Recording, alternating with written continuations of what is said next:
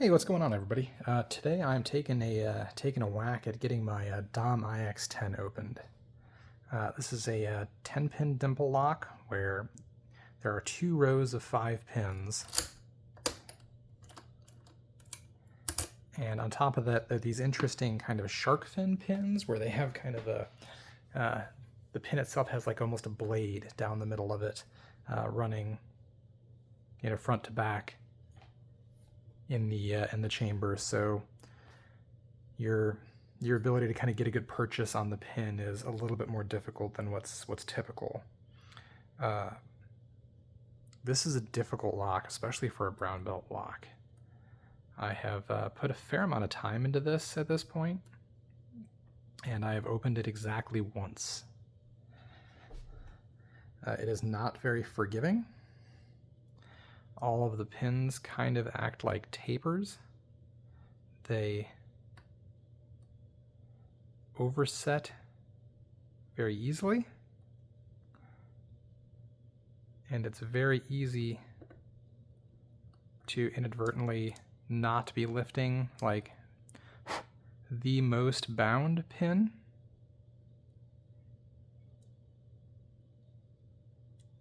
And getting yourself into a situation where you have a single overset early on or something that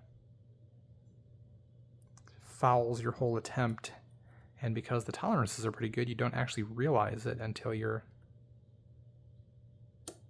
quite a bit further down the pick.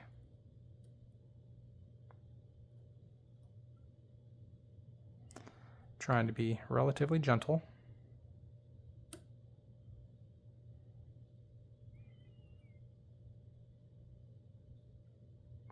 And just focusing on looking for my binders.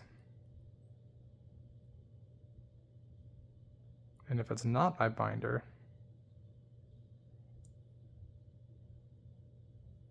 I want to not touch it. Because if I do, I'm almost certain to overset it.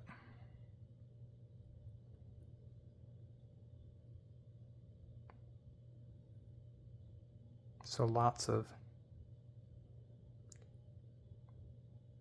very gentle pokes.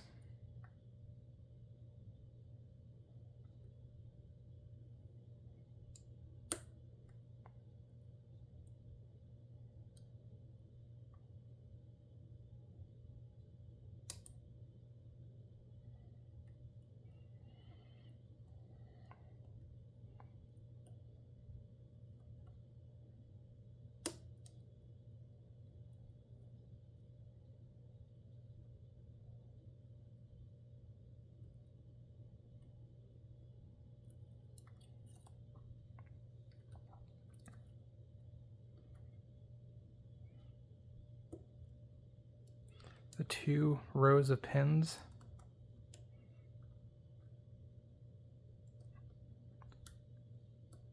generally isolate and bind independently.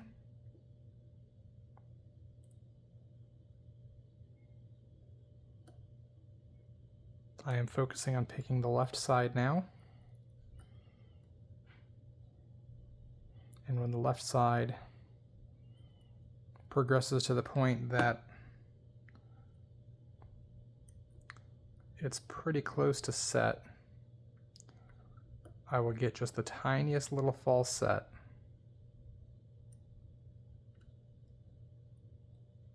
And that'll be the signal to move on to the right side.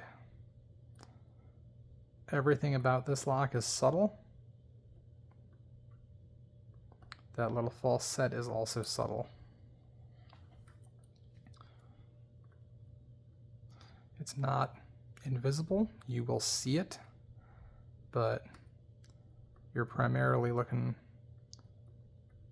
to pick up just that little feel of a small amount of core rotation.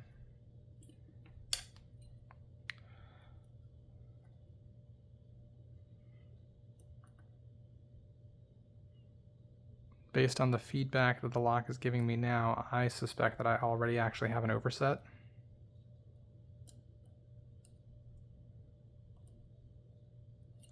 I'm going to try to turn up my tension a little bit and see if I can find something binding.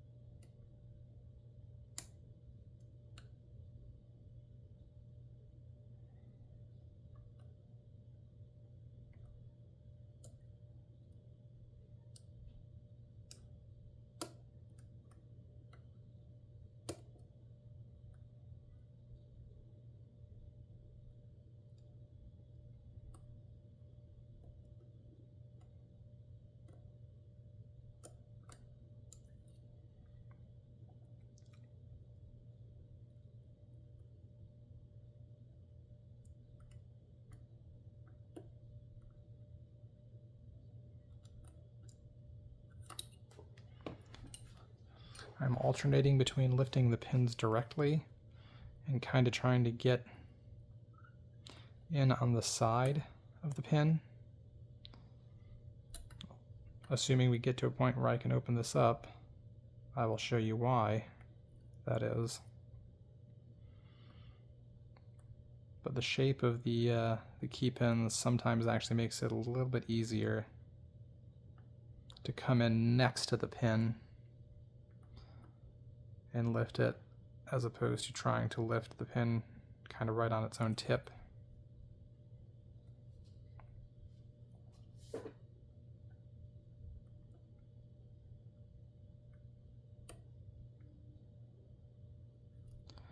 I may, like I said earlier, have an overset here already, but because of how tapered these pins often feel, it can be very difficult to determine if I actually have an overset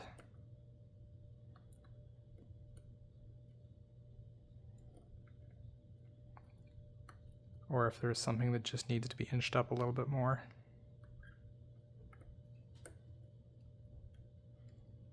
Yeah, I almost certainly have an overset.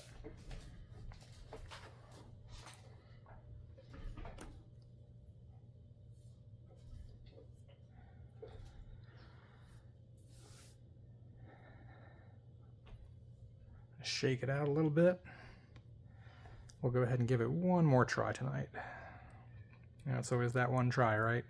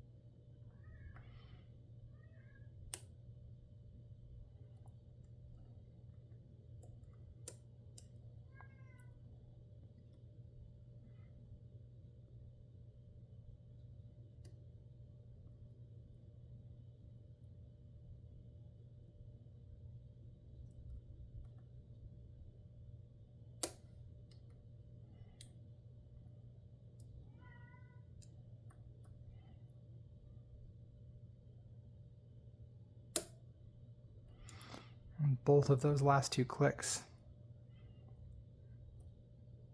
because of how things go on here, I would say they're equally likely to be oversets, where I got close to a set and I pushed it through and it skipped right onto being overset.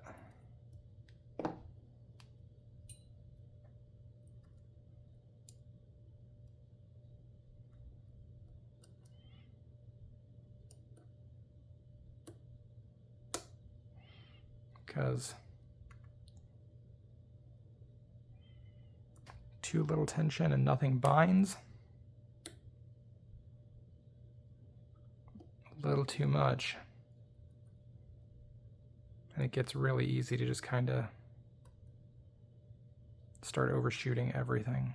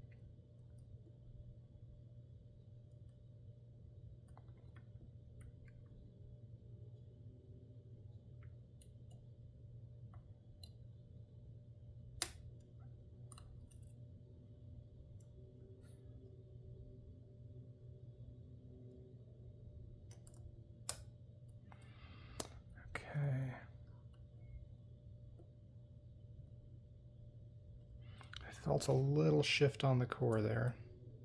Let's check our other side here.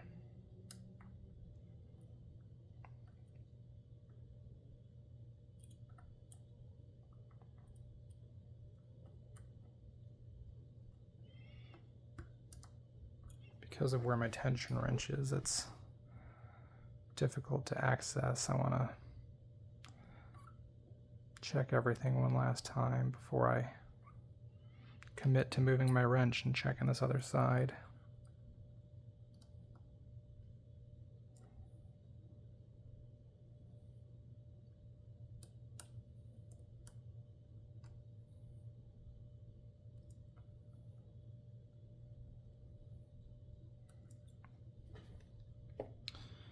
See if I can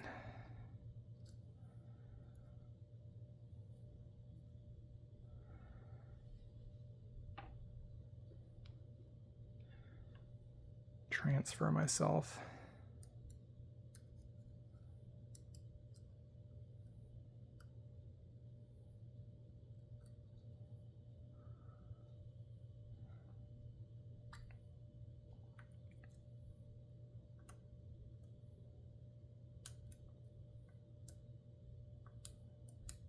Nope. Still nothing binding on that side.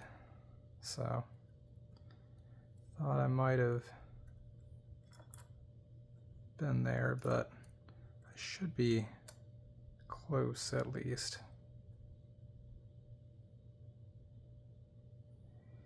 When you're setting up your tension, you have to be careful to not get too close to this outer edge. There's a little plastic retaining piece that goes on the side of the core.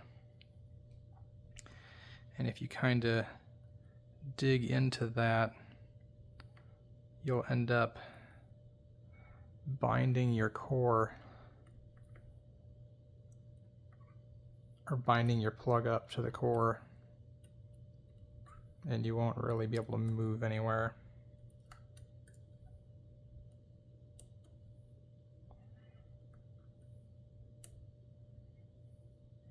So I suspect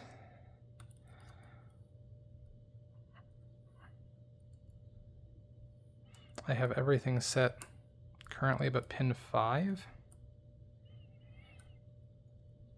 Pin 5 is very, very high.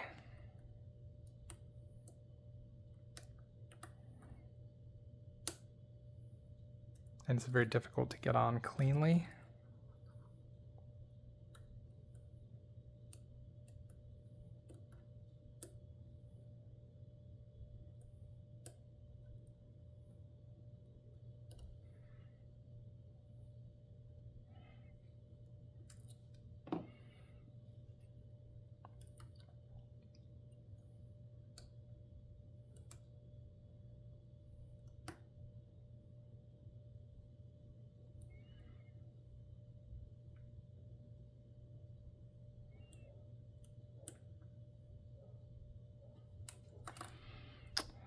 Either it is not pin 5, or I'm not getting a good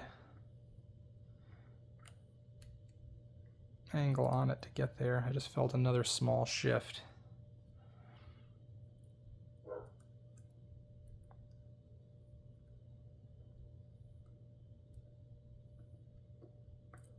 Still don't think my other side is binding.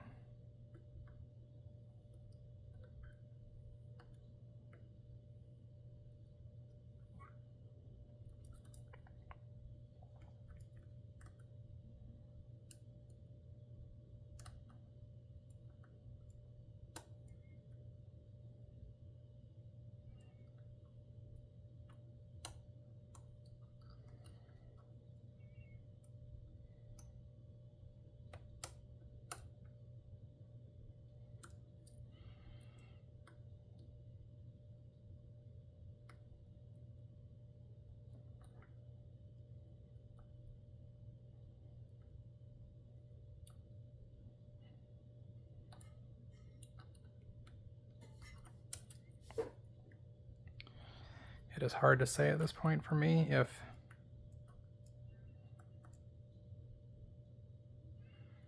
I have an overset somewhere.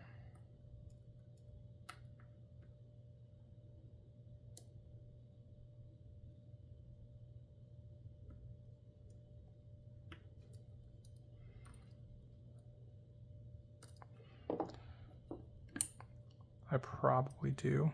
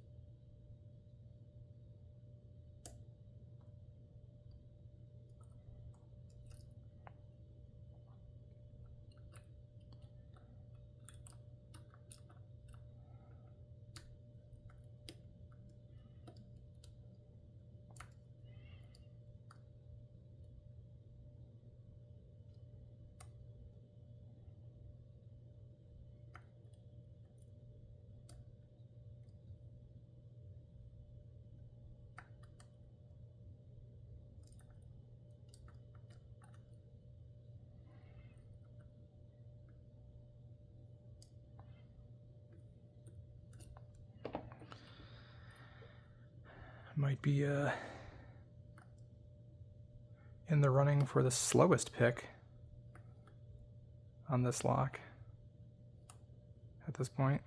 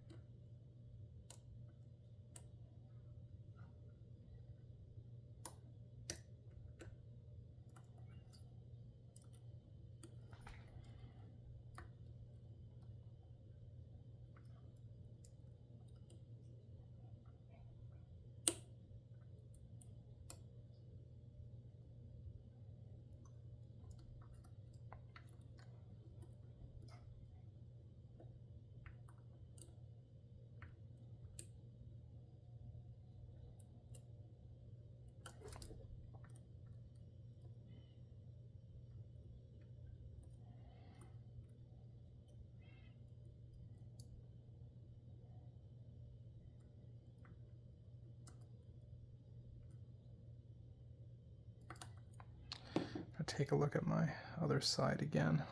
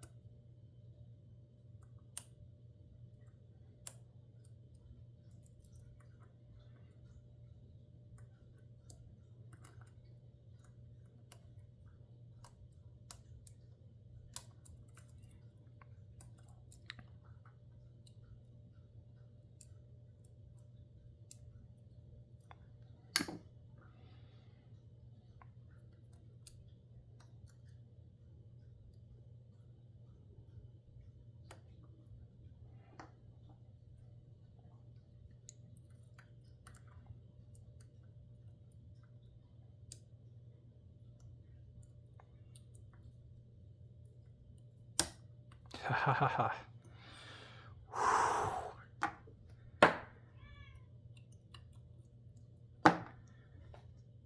Wow.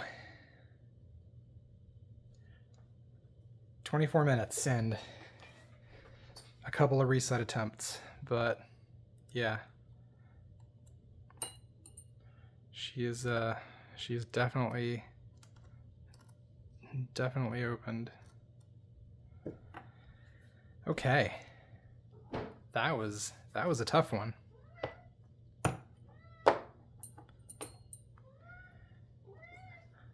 My cat is I thought he was going to make a guest appearance for a second. What's up, Curtis? Sorry about the noise. Okay. Whew. What a chore. Yeah, we're definitely opened, as you can see. Make absolutely sure that it's crystal clear.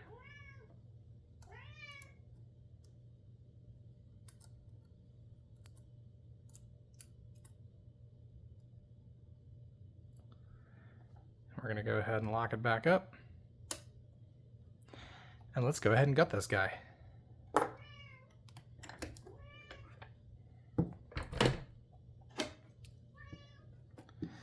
What a difficult lock. I've been working on this thing for the last couple of days, and that's only my second open.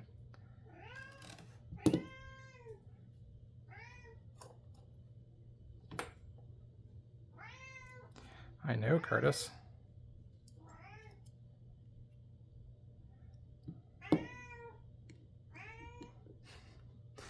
Sorry, guys.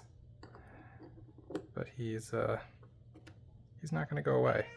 He's overdue for feeding time, so he's not going to leave me alone until I cater to him.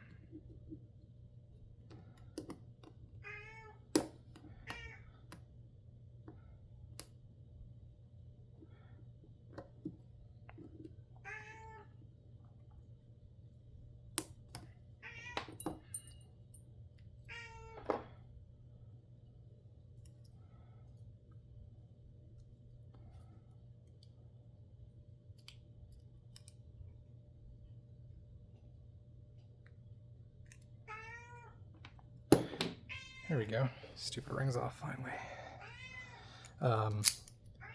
I would highly suggest gutting this with a shim.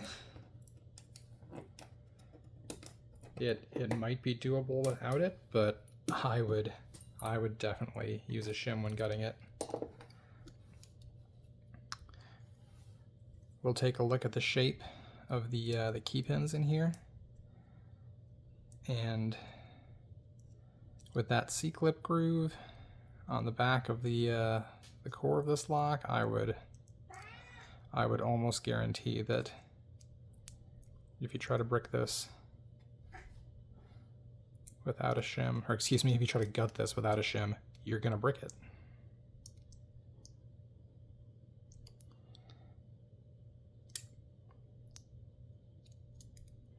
There is barely enough room to get a shim in here.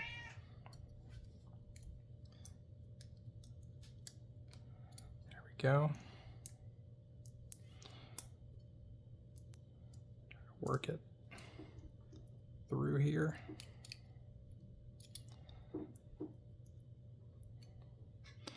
Sometimes I find it's easier to kind of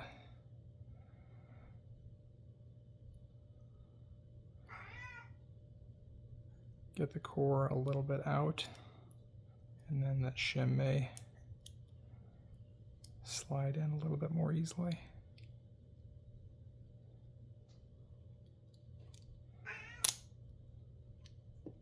But not this time. Ah, there we go. Excellent.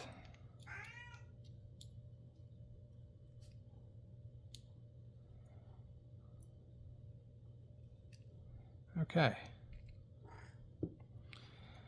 So this is that little plastic guard I was talking about. I'm going to go ahead and zoom in here. So here is our core, And as you can see, looking at these pins, they have a little bit of a shape to them. They've got kind of a teardrop shape, and you'll see why that is in just a minute, with them being offset to either side of the center. Each pin has a bit of a bevel, a slope cut to it to keep it even with this, and the teardrop shape keeps them from rotating. It keeps them lined up how they should be. So we're going to go ahead and take our key out real quick.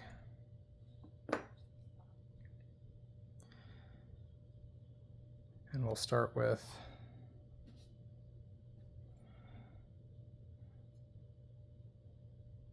pin 5 on the right hand side.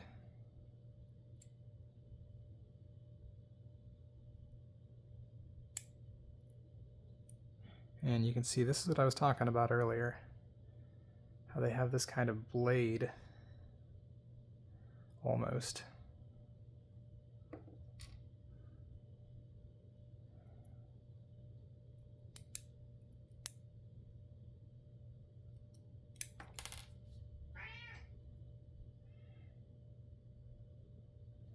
I think I tried to get away from me. My hands are a little sweaty. This one is actually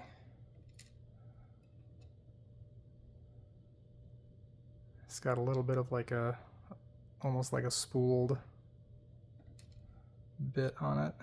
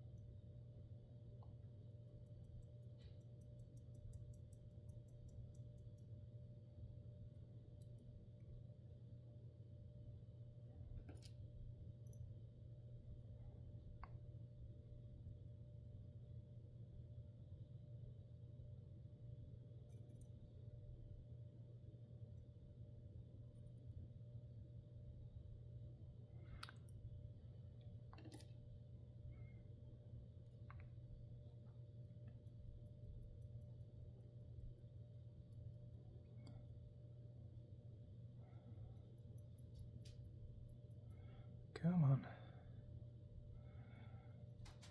I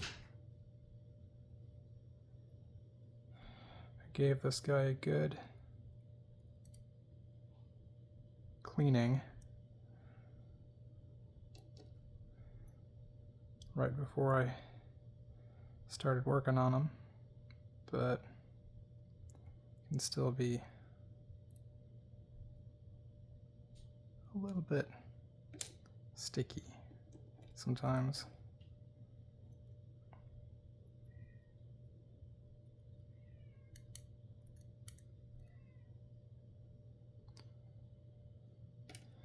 And now with all those removed, you can kind of look at the core and you can really see those like teardrop shape spaces. And there's that opening on that side that the that plastic piece goes in. Let's take a real quick look here at one of these. You can see what I was talking about at the top of the pin. Come on, focus. How it's got a slope cut into it so it'll match with the top of the cylinder. And then you've got this shark fin feature on the key pin itself. Just makes it a little bit more complicated to get a good purchase on them when you're setting everything.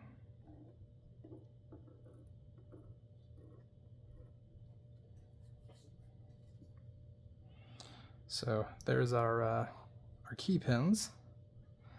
Let's go ahead and get our drivers out.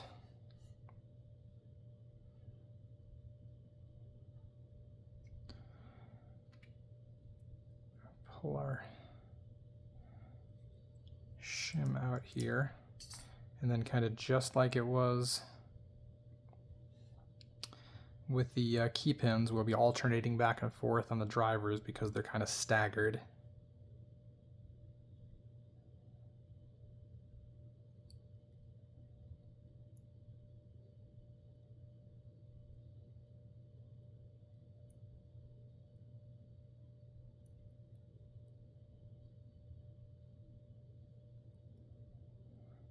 There's our first driver. You can see it's got that same kind of teardrop.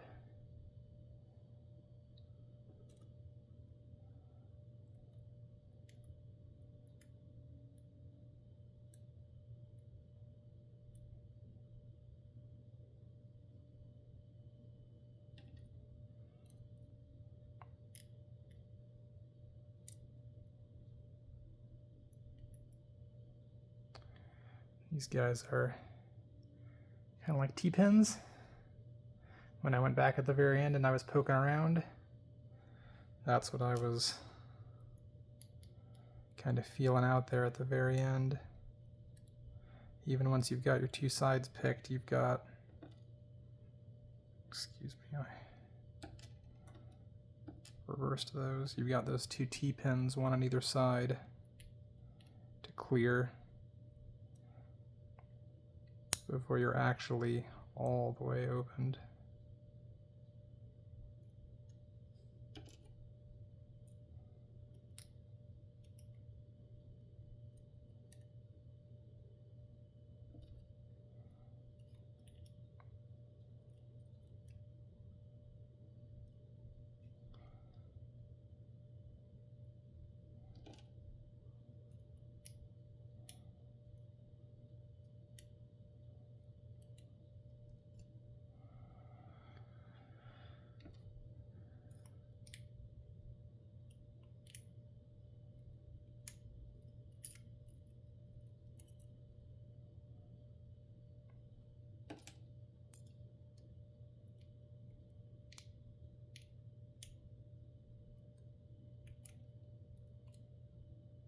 And our last one.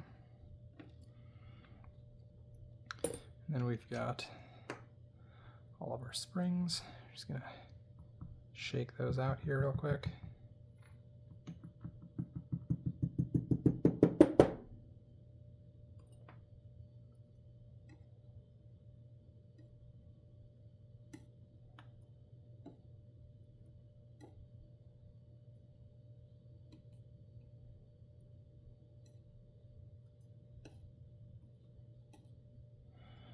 One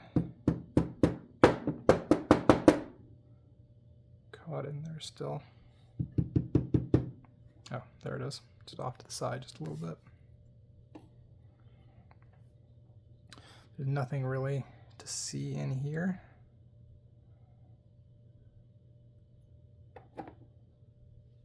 Let's go ahead and get a really good look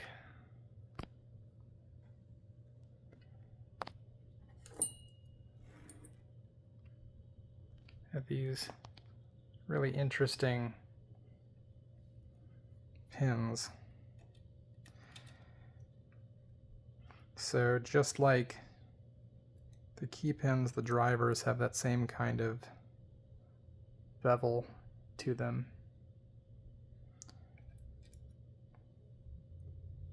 And you've got those T-pins on 2 and 7. So one on either side. So you'll start on one side and you'll pick it till it gets a little bit of core movement, and then you'll move to the other side and you'll feel that one move a little bit, and then you're still going to have to go back and set those final 2 T-pins to actually get an open. So yeah, this has been a really long video and I'm sorry about that. This has been a really challenging lock, unexpectedly challenging, especially, I keep saying, you know, especially for a brown belt lock. I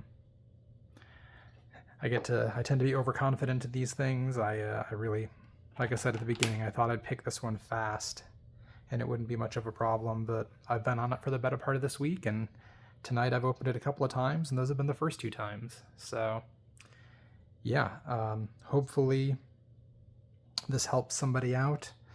Go slow, Be careful. You're probably going to have to use higher tension than you really expect to. Try your best to nudge your pins just a little bit.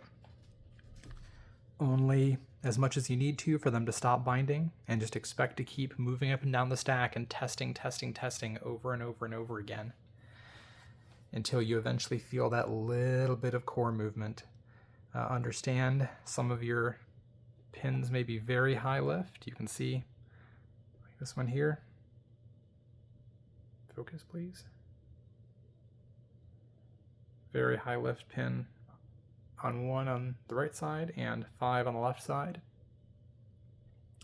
And especially with 5, it's difficult on this one to reach all the way into the back and get good engagement on it. But yeah, so there we are, guys. That's the Dom IX10. Thanks very much for sitting through this if you watched it. We're at 40 minutes now. This might be one of my longest videos, but this lock deserves it. It's a really good challenge, so I would definitely suggest you get a hold of one if you have the opportunity to. It's definitely worth your time. So thanks very much, guys, and I'll catch you all next one.